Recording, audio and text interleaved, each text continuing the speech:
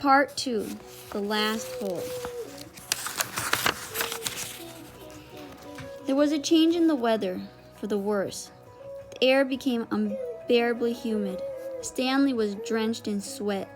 Beads of moisture ran down the handle of his shovel. It was almost as if the temperature had gotten so hot that the air itself was sweating. A loud boom of thunder echoed across the empty lake. A storm was way off to the west, beyond the mountains. Stanley could count more than 30 seconds between the flash of lightning and the clap of thunder. That was how far away the storm was. Sound travels a great distance across a barren wasteland. Usually Stanley couldn't see the mountains at this time of day. The only time they were visible was just at sunup, before the air became hazy. Now, however, the sky was very dark off to the west, and every time the lightning flashed, the dark shape of the mountains would briefly appear. "Come on, rain," shouted Armpit. "Blow this way." "Maybe it'll rain so hard it will fill up the whole lake," said Squid. "We can go swimming." 40 days and 40 nights, said X-Ray. "Guess we better start building us an ark. Get 2 of each animal, right?" "Right," said Zigzag. 2 rattlesnakes, 2 scorpions, 2 yellow-spotted lizards. The humidity, or maybe the electricity in the air, had made Zigzag's head even more wild-looking. His frizzy blonde hair stuck almost straight out. The horizon lit up with a huge web of lightning. In that split second, Stanley thought he saw an unusual rock formation on top of one of the mountain peaks. The peak looked to him exactly like a giant fist, with the thumb sticking straight up. Then it was gone, and Stanley wasn't sure whether he'd seen it or not. "I found refuge on God's thumb." That was what his great-grandfather had supposedly said after Kate Barlow had robbed him and left him stranded in the desert. No one ever knew what he meant by that. He was delirious when he said it. But how could he live for 3 weeks without food or water? Stanley had asked his father. "I don't know, I wasn't there," replied his father. "I wasn't born yet. My father wasn't born yet. My grandmother, your great-grandmother, was a nurse in the hospital where they treated him. He'd always talked about how she'd dabbed his forehead with a cool wet cloth. He said that's why he fell in love with her. He thought she was an angel." "A real angel?" His father didn't know. "What about after he got better? Did he ever say what he meant by God's thumb or how he survived?" "No, he just blamed his no-good, pig-stealing father."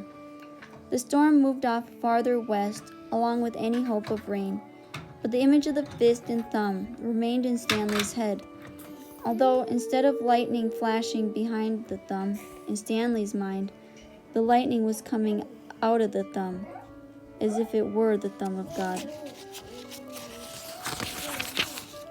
The next day was Zigzag's birthday, or so he said. Zigzag lay in his cot as everyone headed outside. "I get to sleep in because it's my birthday."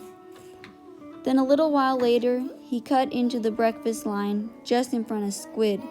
Squid told him to go back to the end of the line. "Hey, it's my birthday," Zigzag said, staying where he was. "It's not your birthday," said Magnet, who was standing behind Squid. "It's 2, said Zigzag. "July 8th.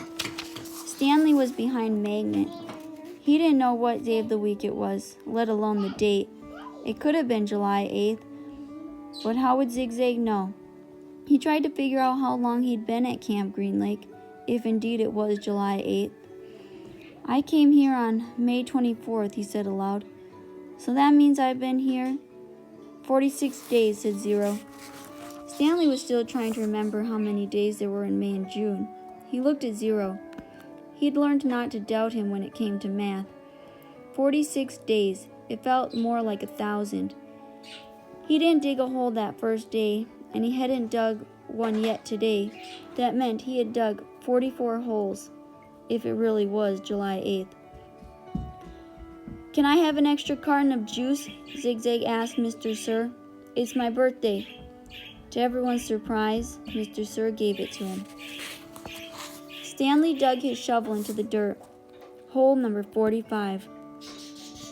The 45th hole is the hardest, he said to himself. But that really wasn't true, and he knew it. He was a lot stronger than when he first arrived. His body had adjusted somewhat to the heat and harsh conditions.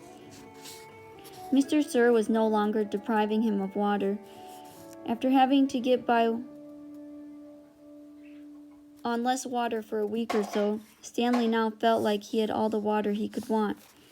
Of course, it helped that Zero dug some of his hole for him each day, but that wasn't as great as everyone thought it was. He always felt awkward while Zero was digging his hole, unsure of what to do with himself. Usually he stood around a while before sitting off by himself on the hard ground with the sun beating down on him. It was better than digging, but not a lot better. When the sun came up a couple of hours later, Stanley looked for the thumb of God. The mountains were little more than dark shadows on the horizon. He thought he could make out a spot where the top of one mountain seemed to jut upward, but it didn't seem very impressive. A short time later, the mountains were no longer visible, hidden behind the glare of the sun, reflecting off the dirty air.